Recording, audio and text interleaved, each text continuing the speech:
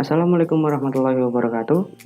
Bersama saya Muhammad Fahri Nuha, mahasiswa Prodi Pendidikan Matematika Universitas Negeri Semarang Angkatan 2017. Oh iya, apa kabar semuanya? Baik dong pastinya. Apakah semuanya sehat? Saya harap semuanya sehat selalu karena untuk masa pandemi seperti ini, kita harus selalu menjaga kesehatan agar terhindar dari segala penyakit yang menyerang tubuh kita. Oh ya, sebelumnya apakah semuanya semangat untuk mempelajari pembelajaran pada hari ini? Saya harap semuanya semangat ya. Oh ya, hari ini kita akan mempelajari tentang fungsi dan segala sesuatu pengertian tentang fungsi. Ya, sebelum memasuki pembelajaran, kita harus mengerti tujuan pembelajaran kali ini agar kita pembelajaran memiliki tujuan yang pasti. Ya, pembelajaran hari ini memiliki tujuan yaitu peserta didik diharapkan dapat mendefinisikan fungsi dengan benar, menyebutkan istilah-istilah fungsi dari dua himpunan, yaitu domain, kodomain, dan range, menyebutkan syarat dan ciri-ciri fungsi, menjelaskan hubungan relasi dan fungsi, dan mengidentifikasi perbedaan fungsi dan bukan fungsi. Seperti itu. Ya, sebelum masuk ke inti pembelajaran, kita harus selalu ingat, sebaik-baiknya manusia adalah mereka yang berguna bagi orang lain, yaitu manusia yang memiliki fungsi. Kalau berguna itu kan artinya fungsi ya kan, tapi di sini berbeda fungsi yang kita pelajari dan berguna. Nah, berguna di sini artinya bermanfaat bagi orang lain. Jadi kita sebagai manusia harus bermanfaat bagi orang lain. Seperti itu. Nah, fungsi yang kita pelajari itu seperti apa sih? Mari kita melanjutkan pembelajaran pada hari ini. Ya, sebelum masuk ke pembelajaran kita harus mengetahui persepsi atau apa yang harus kita ketahui sih sebelum mempelajari fungsi. Nah, yang kita harus ketahui adalah relasi. Apa itu relasi? Ayo, relasi itu adalah menyatakan himpunan antara suatu anggota himpunan dengan anggota himpunan lainnya. Himpunan A dan himpunan B dikatakan memiliki relasi jika ada anggota himpunan yang saling berpasangan. Seperti itu. Seperti himpunan angka genap berpasangan dengan, jadi nilainya ditambah 1, berpasangan dengan himpunan angka ganjil. Jadi ketika 2 hubungannya dengan 3, seperti itu. Jadi memiliki hubungan, itu contohnya. Nah, selanjutnya Indonesia memiliki beraneka ragam suku, budaya, dan agama. Agama yang diakui oleh Indonesia ada 6, yaitu Islam, Kristen Protestan, Kristen Katolik, Hindu, Buddha, dan Konghucu. Di sini ada tempat-tempat ibadah. Kira-kira Islam beribadah di mana sih? Pasti deh, bukan kira-kira. Islam beribadah di masjid pastinya. Kristen beribadah di gereja. Kristen Katolik di mana? Di gereja juga. Hindu di pura, Buddha di vihara, Konghucu di kelenteng. Nah, di sini Kristen Katolik dan Protestan memiliki tempat ibadah yang namanya sama, yaitu gereja. Tetapi gereja di sini ada gereja Katolik dan gereja Protestan. Nah, di sini kita perlu perhatikan, satu agama pasti memiliki satu tempat ibadah, satu nama tempat ibadah, tidak mungkin 2.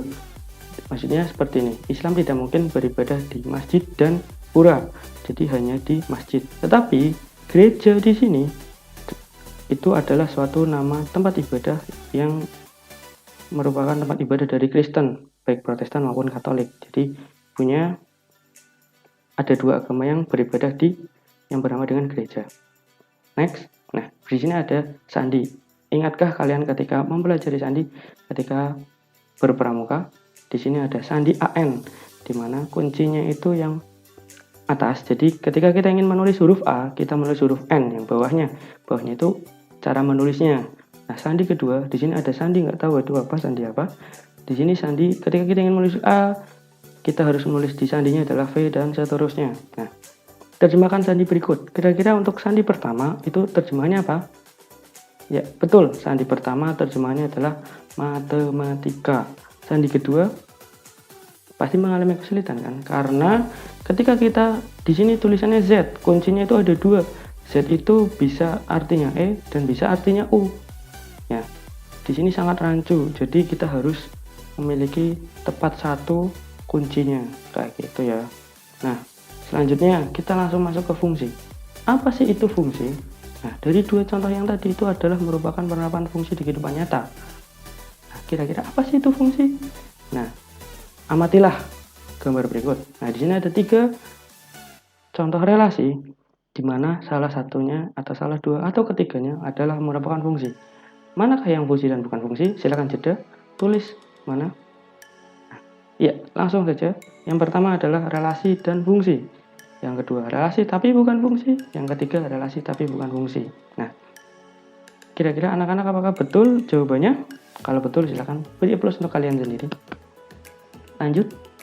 Nah, dari contoh-contoh yang tadi dan penerapannya, kira-kira pengertian fungsi apa sih? Silakan tulis. Nah, sekarang cocokkan. Fungsi atau pemetaan merupakan relasi dari himpunan A ke himpunan B jika setiap anggota himpunan A berpasangan tepat satu, ingat tepat satu dengan anggota himpunan B. Nah, tepat satu seperti tadi Islam ya, cuma di masjid, tidak di gereja, vihara, pura, ataupun kelenteng dan yang selain masjid. Nah,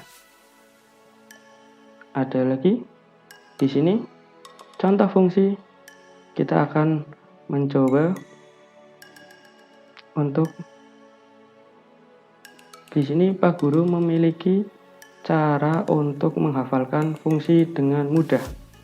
Nah, di sini kita memiliki himpunan F dan himpunan G.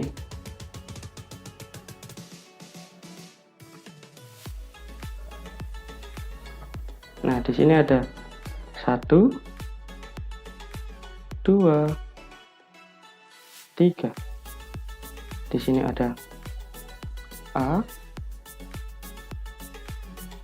B, dan C. Nah, di sini 1 kita tarik ke A, 2 kita tarik ke A juga, dan 3 kita tarik ke C.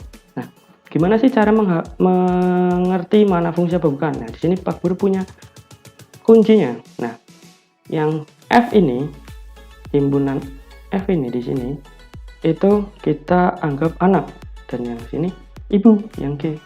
Nah, mana mungkin anak tidak mempunyai ibu, betul? Dan mana mungkin anak mempunyai 2 ibu. Jadi hanya tepat 1. Nah, ibu itu bisa punya 2 anak, dan ibu juga bisa tidak memiliki anak.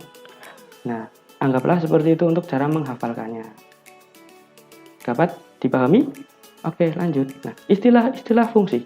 Yang pertama tadi ada domain, kodomain, dan range. Domain itu artinya daerah asal, kodomain daerah kawan, dan range daerah hasil. Oke, langsung saja ke contoh. Di sini ada contoh fungsi. Kira-kira domainnya mana sih? Ya, domainnya adalah A, yaitu beranggotakan A, B, C kecil. Dan kodomainnya adalah daerah B, anggotanya 1, 2, dan 3. Dan range-nya adalah 1 dan 3, di mana yang dipetakan oleh fungsi F kecil itu. Dapat dipahami? Oke, sekian pembelajaran pada hari ini. Silahkan tulis kesimpulan pada grup kelas dan kita bisa diskusikan bersama.